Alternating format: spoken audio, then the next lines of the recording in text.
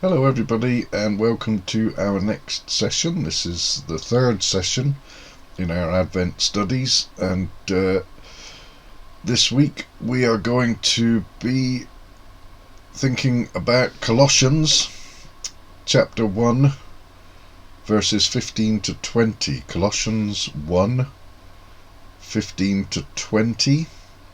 You may want to pause while you find it, but Colossians 1 15 to 20. Now, just to say, we are still exploring these early Christian songs, the ones that predate the letters that were written, and so offer us an insight into the belief of the early church, the very earliest church. Within a few years of the death and resurrection of Jesus, we have the church reflecting in their theology what they believe about Jesus. And we might suppose, as Jesus was the great teacher of the disciples and of the first Christians, because of course it's not just the disciples who received Jesus' teaching, those first eyewitnesses we might depend on for helping us to understand what Jesus actually taught. I love that story, you will remember it, of the disciples, the two disciples on the way to Emmaus, and their names are not familiar to us because they're not two of the 12, but instead are still two disciples on the way to Emmaus, and Jesus appears to them and spends the journey. It's a journey of about 7 miles, I understand. They take the length of that journey. Jesus explains to them the scriptures, where he is in the Old Testament. I'd love to have been there, and I'd love to have heard what Jesus told them. But the point is sometimes made, well, actually, maybe we don't need an explanation of the blow-by-blow account, because the teachings of Jesus to those disciples are given to us in the New Testament, and possibly sometimes in these songs, although they don't refer much to prophecy. But these songs do open up our mind to understanding who Jesus is, and so they're important to look at and helpful, I think, for us in that regard. Anyway, we are looking at this. I seem to be over the. Let me get out of the way so you can see where we're now. This time we're at Colossae, Book of Colossians. I don't know. My tongue won't get around it. I should know how to pronounce it. It's just a transliteration from the Greek Colossae and Coloss. Anyway, you can pronounce it how you like. It doesn't really matter. This is a place, now we're inland, but we're still on the main road. So Paul is still very keen on finding places where the message could be taken to other places, although up to this point, before the letter, certainly Paul has not visited them. So he's heard about them, but he hasn't been there. They're not his converts. He is simply sending them a letter to try and encourage them, and they are experiencing all kinds of troubles. There are false teachers that are going around telling them false things about what they should believe. We don't really know what that false teaching was, other than the hints that come within the letter. There was certainly a thing that was known as Gnosticism, very prevalent around at the time, and that was a heretical view of Jesus. And so it may be that Jesus appeals to this song, which we'll look at in a minute, as a way to refute those claims. But anyway, we're in this place, Colossae. The people who received the book of Colossians. Now, this is roughly where the ruins are. You can kind of see little bits of them, because it's it's all on a big hill, really. Here's a picture of it. Let me get out of the way again.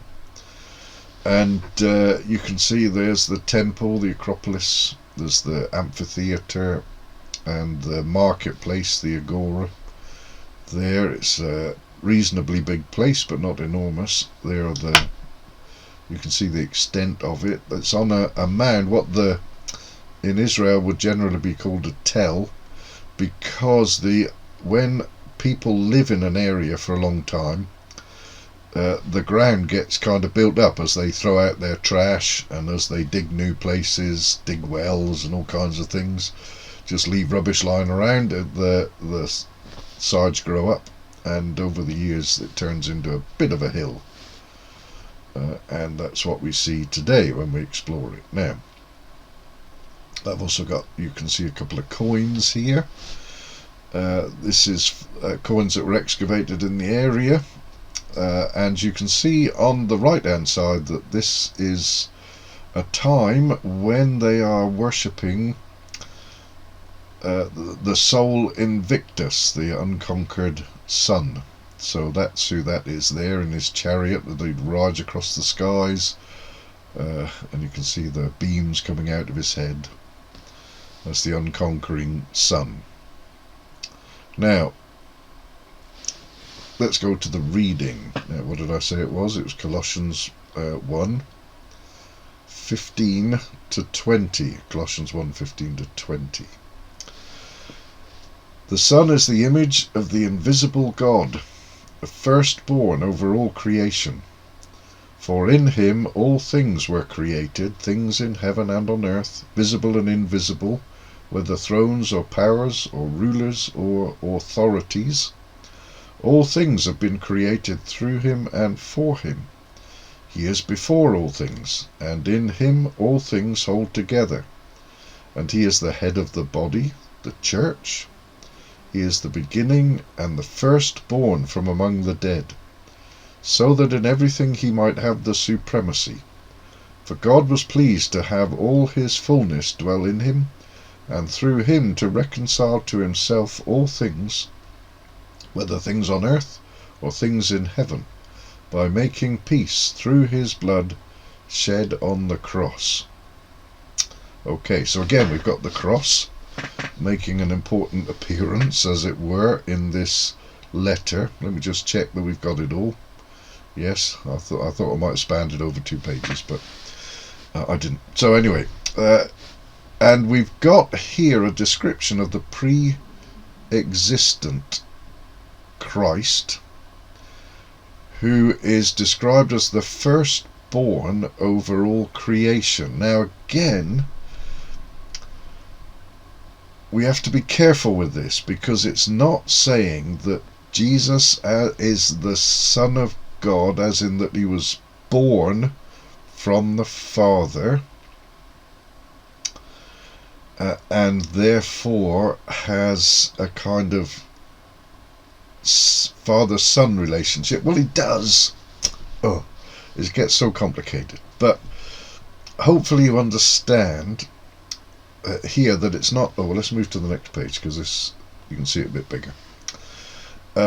He's the firstborn over all creation, which means that he has authority over all creation, and all creation belongs to him. You will know that the firstborn has certain rights to inheritance, and that's what's being referred to here. Not that Jesus is somehow inferior to God the Father because he's the son of, but instead is just a description that he has the right to claim all creation. And it also says the Son is the image of the invisible God. Now when it says image, it's talking about an exact representation of God. So the Son is exactly the same as God. God and the Son are the same thing. But the Son, as Jesus, is an absolute representation to us of this invisible God. Jesus says, doesn't he? He who has seen me has seen the Father. And in that sense, this is what it's saying. The Son is the image of the invisible God, the firstborn, has all the rights over all creation. For in him all things were created. So we're seeing now the idea that in Jesus all things are created, so that Jesus is the source of creation. Now, of course, you might understand that because God is there present in creation, isn't he? God is the one who makes creation happen. But this is specifically reminding us that this includes Jesus. So in him all things were created, things in heaven and on earth, visible and invisible, whether thrones or powers or rulers or authorities, all things have been created through him and for him. Oh, let me come back. I noticed I'm disappeared. There we go. So I hope that makes sense in what we've talked about before in the other sessions, but just a quick reminder in case you're coming straight into this one, that we have this understanding that Jesus is not just a little baby in a manger, but that Jesus is in truth God himself, made man in that place in a manger, humbling himself in that way, but that Jesus still retains this relationship to the Father, to God, and he still has that status as being firstborn over all creation because he made it all. Everything that exists came into being through the person of Jesus. Everything. And it lists out for us. It puts contrasts in. That's a kind of biblical way, a typical way in the first century that people would use that to emphasize things. So they make they would put two things in sometimes in contrast, but sometimes they would say the same thing in another way. But each time it's as a way to emphasize. So we're supposed to, in this, really get a grip on what all this means. Heaven and earth, visible and invisible, thrones or powers or rulers or authorities. And we're talking here not just about the ones in the physical sense, but also in the spiritual, so that all of these things are created, have their origin in God. Now that doesn't mean, as sometimes people assert, that must mean therefore that God created evil. That's not what we're saying. It's not about the creation of evil. Comes about because of rebellion, not because God creates it. So in Christianity we don't have that yin and yang thing that each power balances out the other, blah blah. We don't have that. That's not what we want or believe. What we believe is that God creates all, and that when God creates it, it's good, but it's rebellion, whether we talk about the angelic rebellion or the human rebellion, it's rebellion that brings evil. And evil comes about through sin, and etc., etc.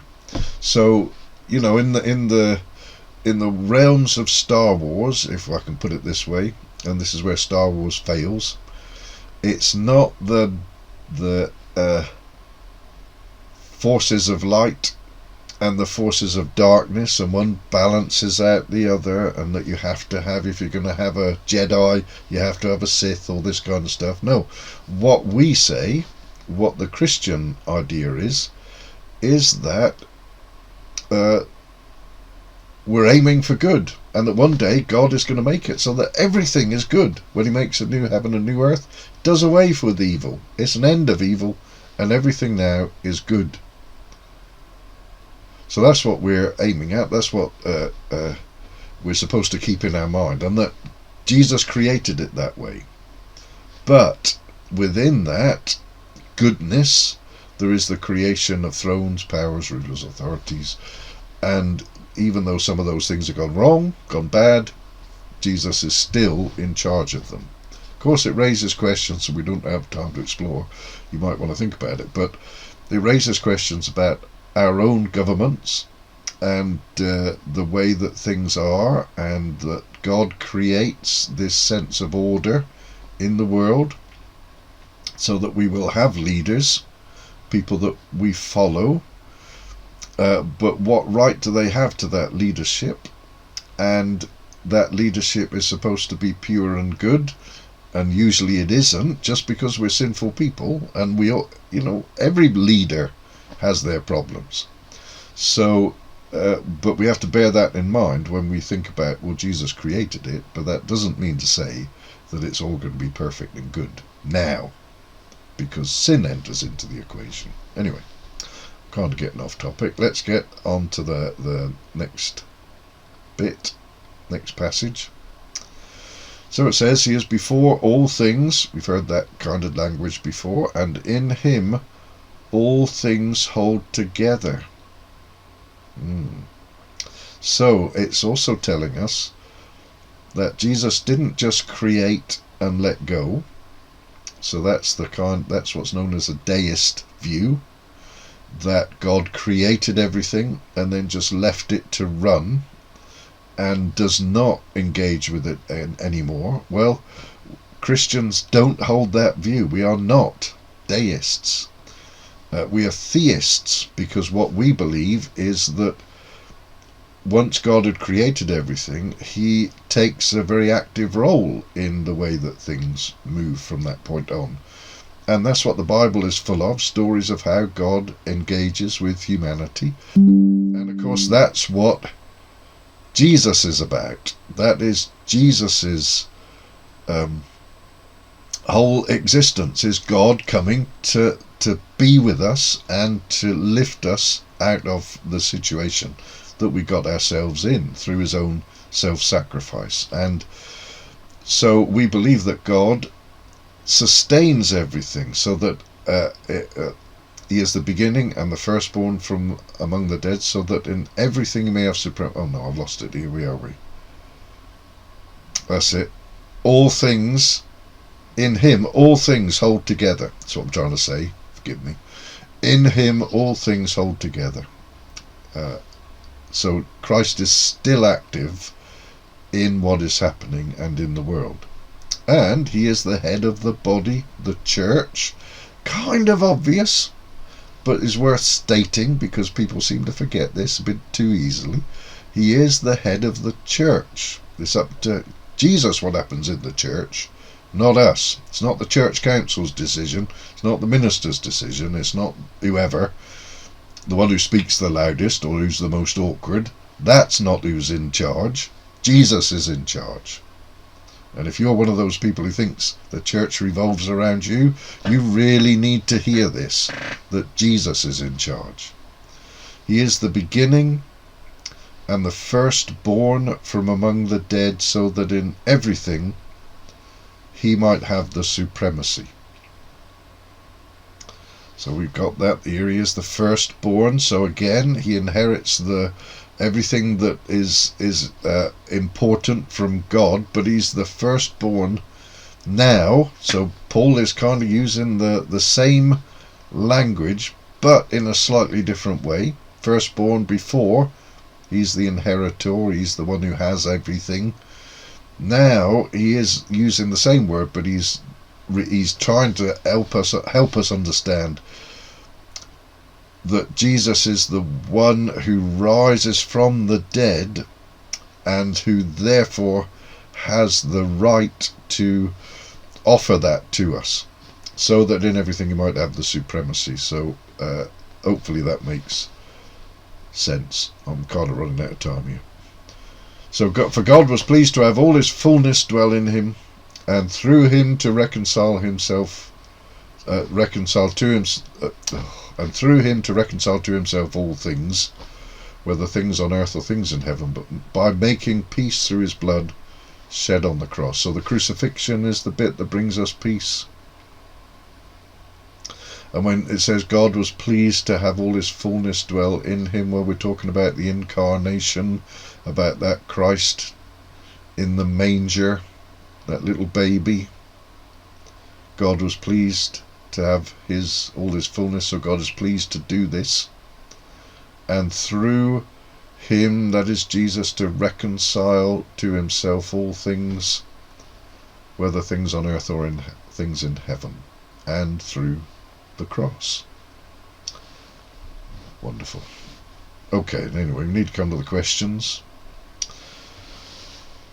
Talks about Christ being the source of and sustainer of all creation. So the first question, do you enjoy the great outdoors? You know my opinion on that. Where would be your favourite location in the great outdoors? I'm thinking of, really, but what place have you visited that you really liked? What mountain did you stand at the foot of? What waterfall have you seen, or great lake, or river, or whatever it may be, or hills or mountains, whatever it might be? Where? Just talk about it with each other. Now, it also implies that creation speaks about God. You see this in the book of Romans, that chapter 1, that Paul talks about, in essence, God is written all over creation. So that even if you only had creation, the created world, that would still be enough to get you close to God. You need Jesus, of course, to step over that line, but you would learn a lot about God just from his creation. So how does creation then speak about God? And the third one, what do you think it means that Jesus is the source and sustainer of creation? That's a chance for you to reflect together on the implications of this. What does it mean for you in your daily life that this might be true? What does it mean when you're listening to the news? What does it mean when you're concerned about the world? Think about it. Now, of course, I probably should have said before, but these questions are just things to try and get you talking. You don't have to use them. Completely ignore them and talk about something else. You can talk about the weather if you like, but I hope they're there to that they help you to get a conversation going. So thank you all again for listening and watching, and I hope that you have a good week and are almost ready for Christmas, and I'll see you in the next study. Thank you very much. Bye.